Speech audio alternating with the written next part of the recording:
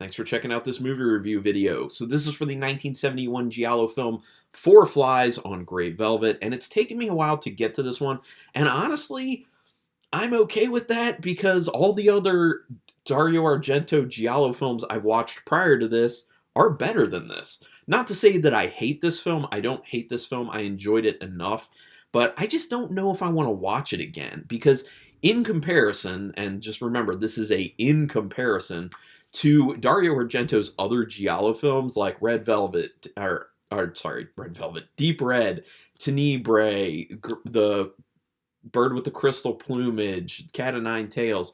You know, this film is at the bottom, basically.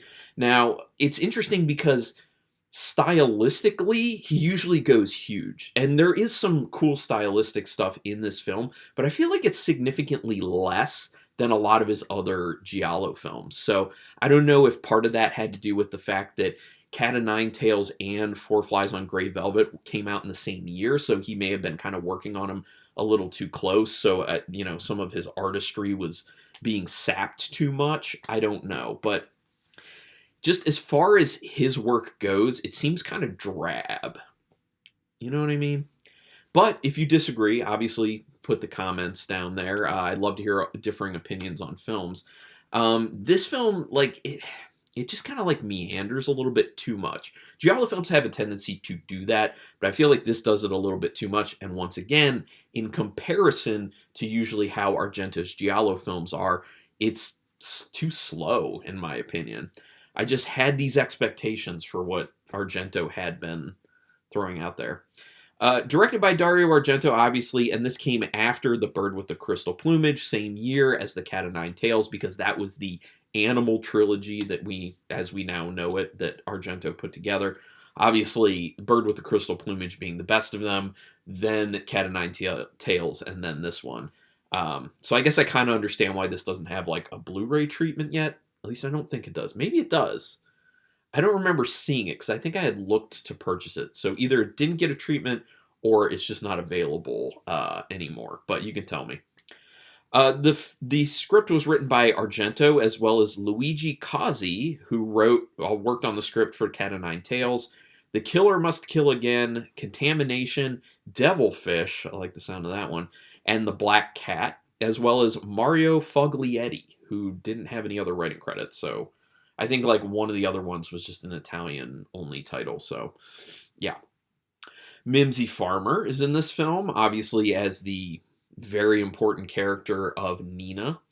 Mimsy Farmer's also been in The Perfume of the Lady in Black, which I have a review for on my channel, Autopsy, which I do want to review for my channel, The Black Cat, Body Count, and she's gone on, and I said this in my review for the Perfume of the Lady in Black, she went on to then get into sculpting for film, and she's done sculpting for Charlie and the Chocolate Factory, Pirates of the Caribbean, it was the Pirates of the Caribbean on Stranger Tides, Wrath of the Titans, the newer one, Beauty and the Beast, the newer one, and Guardians of the Galaxy. So she went on to have a pretty awesome career in many different ways.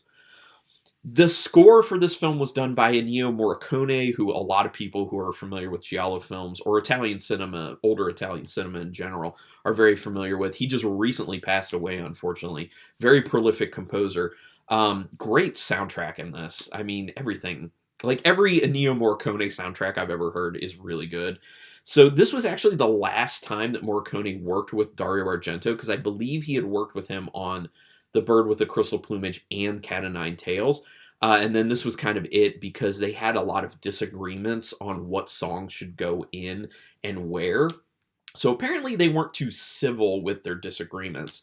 And I don't know who was more to blame or who was more saying, I'm done with you, but then they split, and then that's when Goblin came onto the scene, which a lot of people would probably argue was a good thing, in a sense, because then you get that awesome Deep Red soundtrack, which is awesome. Some other people who were actually considered to play the role of Roberto, the drummer, James Taylor, yes, musician James Taylor, and Ringo Starr, drummer for the Beatles. I had also read somewhere else that multiple Beatles were considered for the role of Roberto. Very interesting. Speaking of the drumming, I love the drumming intro to this. Like I've said before in some other reviews, Giallo films have a tendency a lot of the time to, during the opening credits, just have like a stationary shot. It's just like a freeze frame on something that's not that interesting. So when you're actually like doing something, it's great. So you're seeing kind of the backstory in the beginning of Roberto being a drummer, being in this band, and just hearing some awesome music. Like all the drumming in this film is pretty great. I especially love, I forget which part of the film it is, like what's going on when it's happening, but there's one point where there's like this long improvised drum solo that just sounds really cool. Like it's not tied to like showing Roberto drumming, I don't think. Or maybe it is. I don't think so though. But it's just like this really long improvised drum solo that's pretty awesome. Lots of fun camera work during the opening credits, along with the great music, like the shot through the guitar hole that's looking out while someone's strumming the strings, looking down the fretboard of, I think it was the bass guitar, and then the fly, like the close-up of the fly sitting between the cymbals, and then it closes at one point. Very cool stuff, but then after that, like I said, like I feel like a lot of the very inspired, interesting camera work kind of dries up in the film. There's still like flashes here and there, but for the most part, I think it kind of takes a step back and gets a bit more basic. The guy in the hat and sunglasses showing up everywhere definitely gives an impending doom type feeling. You get the Giallo feeling, someone trying to hide their identity and trying to figure out what's going on. Obviously, though, this is a trap. They're trying to make Roberto kind of paranoid so that he has this confrontation that he ends up having with this individual who I think his name was Carlo. And then he thinks stabs him, but it's like a prop knife that when you actually stab with it, it just goes back down into the actual handle of it, and then fake blood comes out. So he thinks he kills this guy, but that was supposed to happen. Although I do question, like, what's the real motive there? Because, okay, I'll talk about it later. I want to go through the events of the film somewhat. So let's talk about that portion later. I will bring that up because it's in my notes. Cool shot from Roberto's POV when he's actually going through all those velvet curtains when he goes to what looks like a theater that he follows Carlo to, because he's like, why is this guy tailing me? What's going on here? So he goes to confront him. But I love that POV shot where you're just like going through those curtains. Pretty awesome. Real creepy mask on the person who took the photos of Roberto killing the sunglasses guy. I'm assuming in the end that was Nina, unless Nina was paying someone else to do that. But I'm pretty sure the only people involved in this whole thing were Carlo and Nina, and I assume that she was paying Carlo. But in the end, didn't even need to pay Carlo, obviously, because, as we all know, Mirko, one of the guys in the band, seems like a future red herring with his graphic beheading story at the party. Yes, I think he was one of the guys in the band. He's the guy who places into Roberto's head that reoccurring nightmare he has of the person about to be beheaded. And I felt like that was kind of like trying to set up a red herring initially of this, why is this person bringing this type of stuff up at like a party, because it's so like dark and violent. It's because I thought they were kind of pointing to like, this person has violent tendencies, so trying to make you think that way and be like, could they be the person who's doing this? So yeah. But the interesting thing is, like, in the beginning there wasn't actually a murder.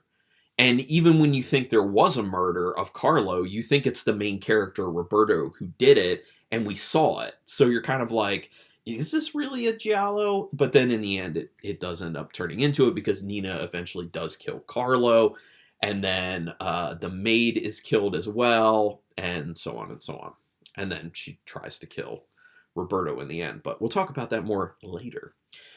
When Roberto's choked and the masked person whispers to him, they definitely have a feminine voice. I picked up on that very, very early. I was like, this is most likely a female killer. Although, in some of these films, what they've done before is use another person's voice who's not actually playing that character. So I was initially like, I think it's a female who's a killer based off how the voice is sounding during these whispers, but it could also be done intentionally like that to throw us off, because there have been effeminate voices that are coming from men, and there have been films, like I said, where they will use an effeminate voice, and that's not the voice of that actual actor.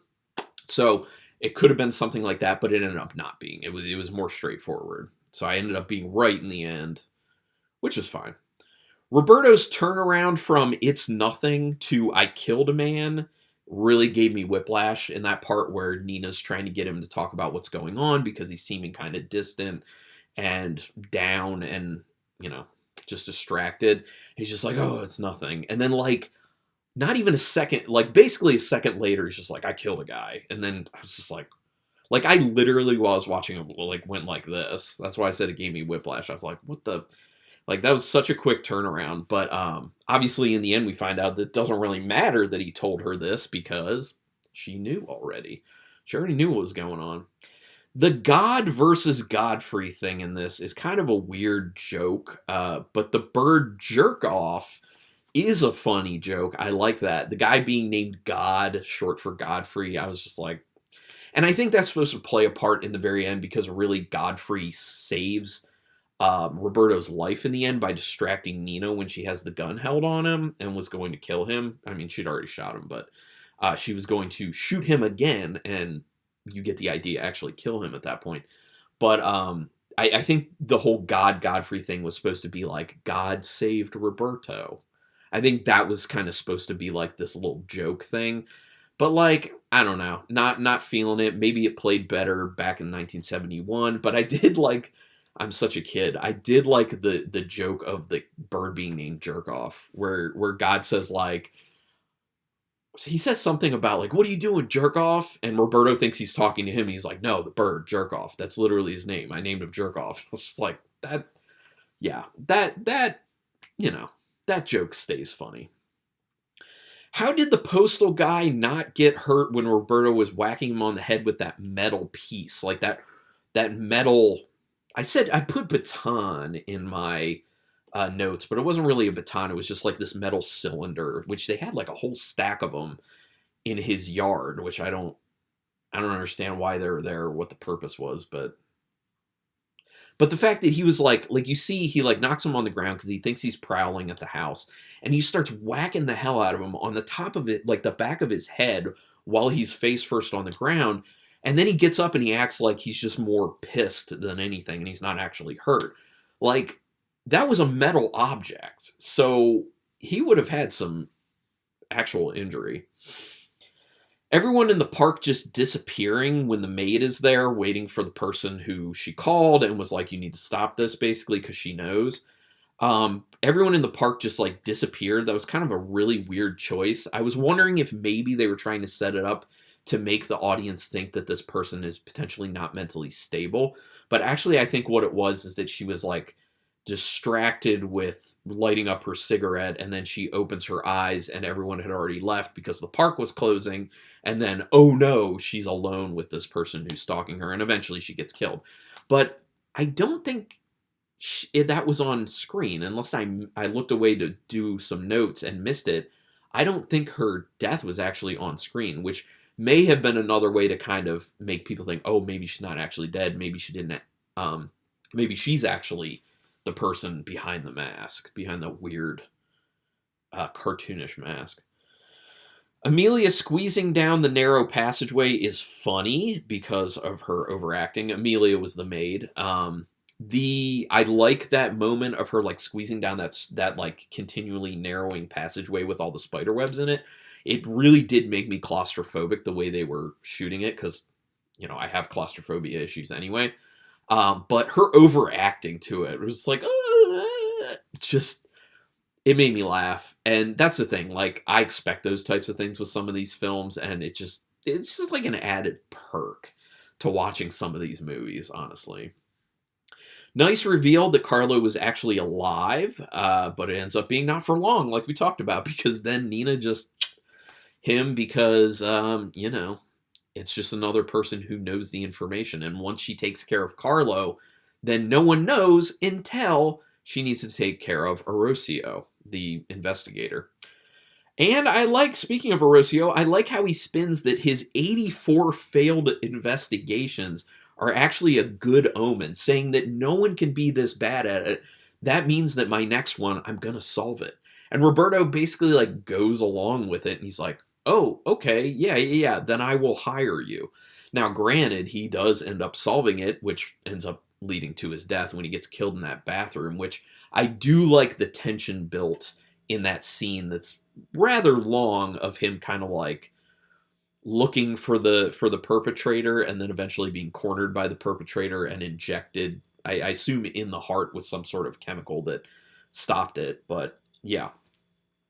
But the whole thing with Orosio is like, yeah, I've failed 84 times at my job, but that means I gotta be succeeding soon. It's just funny. Notice Orosio gets hit over the head with the same metal pipe that Roberto used on the postman. That is a clue. That is a clue to the audience that it came from the same stack that we saw was at Roberto's house. So who else would that be? It would either be Roberto, or it would be Nina, or it would be the postal guy, because he's right there. And note that he shows up with a metal cylinder of his own much later to say that he's going to protect himself, which I think is potentially supposed to make people think too when Orosio gets killed with it as well. So try and make those connections. So the fact that that specific metal cylinder shows up multiple times is a good way to kind of throw a lot of people into the mix as red herrings. All the coffin salesman jokes are kind of funny, but not really. Like, I think that maybe one or two would have been good, but it felt like at that like coffin convention, they went a bit too hard on all these coffin jokes. They just became way too much. Although seeing the design of some of these weird coffins was pretty fun. I will admit that. I like the tension of the scene with Dahlia in the dark house as someone comes in and walks around. Yes. Although leading up to that, the part where Dahlia's like standing there and there's like a voiceover of what I assume is what Nina was hearing when she was forced into a mental asylum by her father from many years ago. So I don't understand why Dahlia was hearing that, unless it was supposed to be like Nina's physically there, so you're hearing inside of Nina's head, but you're seeing Dahlia. I guess that's what it was. It just seemed like a really weird thing in retrospect. I was just like, I don't... Because the way they shot it, it's like this is what's going through Dahlia's mind. Like she's reliving these memories of this stuff. I don't know. Very odd. And then the shots of her head sliding down the stairs and the knife coming down on her, that was pretty fun. That was some of those, splashes of really inspired camera work, really cool directing. I love that shot. Like, she gets nailed and she's just like her head sliding down the stairs while the camera's totally focused on it. And then the focus on the knife just coming down on her. Looked really great, really cool. Obviously, those are the fun times with Argento films. He did a lot of cool, interesting stuff. Also note that he did a few of the kind of like something that Mario Bava did a lot, like the camera swivel around a character going like from front to like back around their side or back to front the same way. Very interesting. I love those types of camera movements. The whole pulling the image from an eyeball thing is wacky. But we do have to remember that in Cat o' Nine Tails, there was also this thing where like we can isolate the serial killer gene, and like that's one of the cruxes of that film. So this one is like literally we're going to a big part of solving the mystery in this film was we're going to take the eyeball out of Dahlia, who's just killed by the killer, and the last image she saw should be in the back of her retina, and we're going to like project it onto a screen with a laser. It's like, it's so crazy and far-fetched, but like, that's Giallo. Like, you just go with it at this point. I figured it would be Nina. Didn't expect Roberto to figure it out by the fly necklace, which, by the way, why does she have a fly necklace? Like, that was my biggest thing.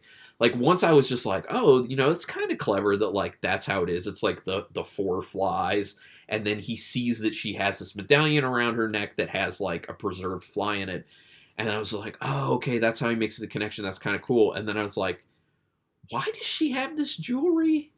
Like, excuse me, like, why? It's such a weird piece of jewelry, and it's just oddly specific. It just seems like it's something that Wasn't the best idea as far as practicality goes for the film, but hey, it fits the title. I think maybe they had kind of like picked the title first, and then they're just like, we need to make this fit in somehow. Just kind of how it feels. So Nina wanted to kill Roberto because he reminds her of her father, who used to beat her and had, I think, committed her mother. I think her mother ended up killing herself, though. But what was the actual reason for blackmailing him? Like, I don't understand. Why didn't she either have him killed or kill him herself? Because she was killing people. I guess she was going to blackmail him for some unknown reason. Maybe she was going to try and make him, like, turn himself in or drive him to suicide or something like that. Maybe. I don't know. But it just seems kind of weird that she starts with this plan of, like, blackmailing him with thinking he killed someone, and then in the end she's basically like, I'm just going to kill you. Unless maybe that's only because she was planning on, continuing with some other sort of plan, except she could tell that he had figured out who she was. Well, she could tell he figured it out by all the slapping that he did on her, and then yelling at her about it. So, yeah. God saved Roberto. I'm sure that's what the whole reason for that name was. Once again, I already kind of talked about that. The slow motion car crash to close out the film, I liked. I thought that was pretty cool. And the interesting thing is it's like slow motion, and it's actually kind of beautiful when it's slow motion. It's very interesting to look at, especially like the front, the hood of the car like crinkling a little bit as it's being crushed under the truck. Very, very interesting. And then like the glass shattering and everything. Like, it looks beautiful. It looks very interesting. And then all of a sudden cut to just the big explosion. And it's kind of like this violent end to something that actually looked kind of beautiful for a bit, even though it was messed up. So I like that ending. I think that's a really cool ending. Yet another Giallo film with an unstable killer driven by their traumatic past. This is a theme that has shown up in Giallo films a lot, of someone who has some sort of very traumatic event that happens in their childhood, and then something triggers them later on in life that then sends them on this killing spree, basically. And that's, in essence, what happened with Nina in this film. So, not to the same degree as some of the other ones or exactly like that, but yeah. But it is kind of interesting because he's just like wanting to go after Roberto and get revenge on him because he reminds her of her father who was terrible to her. But like, wouldn't she just not be in the relationship with him? I don't understand. It's just weird. Like, anyway, Giallo films, you don't even necessarily have to understand it all. That's one of the things about it. You just kind of accept the quirkiness of a lot of them. But anyway, that's my feelings on Four Flies on Grey Velvet. I'm gonna, out of 5 stars, I'm gonna give it three stars with half stars in play. 3 stars. It's not bad. I'm good with it. I might watch it again, but like I said, if I want to watch some Argento Giallo, there are a lot of films I will put ahead of this one for sure. So if I do watch this film again, it'll probably be a while. But would love to hear your opinions on this film. Go ahead and put it in the comments. Love it, hate it, in between. We can talk about it. We can also just talk about Giallo in general or Argento films in general. I do have a playlist on my channel of all Argento films, and I also have a playlist on my channel, excuse me, of all Giallo and Giallo-inspired films. I think I said Giallo and Giallo-esque. That's kind of how I put Giallo-inspired, but you can check those out. But do me a quick favor, hit subscribe if you haven't already. I greatly appreciate it when people subscribe. That literally is the best way for you to repay me if you appreciate this video or any video I have ever done. Also, hit the notification bell button because then you'll know when I'm putting up new videos. And at this point, I'm putting out 4 videos a week, which I think is good. Like, I'm working hard on this. But regardless, I really do thank you for taking your time to watch this video. And until next time, keep it brutal.